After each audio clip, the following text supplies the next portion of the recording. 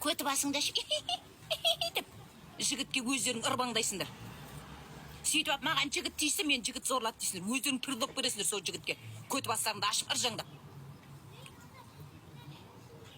Сөйтіп ап жатып, мен ырсытты, мен бітті, сен сөйтті деп шасыңдар. Көті бастарыңды өздерің ашып көрсетесіңдер. Кеуделеріңді көрсетесіңдер. Сен кеудеңмен саның жабық жүрсе, саған ешкім көз салмайды ғой, любой еркек. Өздерің қылмаңдайсыңдар. Потому что өліп бара жатсың қышынып. Керек саған 5 әріп. Мен сияқты 8 жыл жүре алам деп отырсың ба? 8 жылды бір айға да жете аламazsың. Тем более қазір балаларың жоқ бастарында. Екеуің де жассыңдар. Балаларың жоқ. Балаларың жоқтың өзінде де бір бітірген универлеріңді алып жұмыс істеп жүрген жоқсыңдар, бір бәле қылып жүрген жоқсыңдар.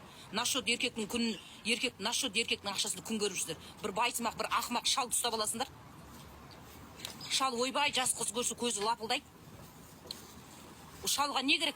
Бір төсекіне қатынас болса болды, ләззат болса болды. Бар ақшасын береді, сонымен Тайландқа, Дубайға қыдырып келесіңдер. Сол өмірлеріне мәз болып жүрсіңдер. Менің мінезімде шаруамасын. Менің мінезімде ақ болып қалды. Менің мінезім жаман болатын болса, 2 қызы менен қашып кетер еді. Түсіндің ба?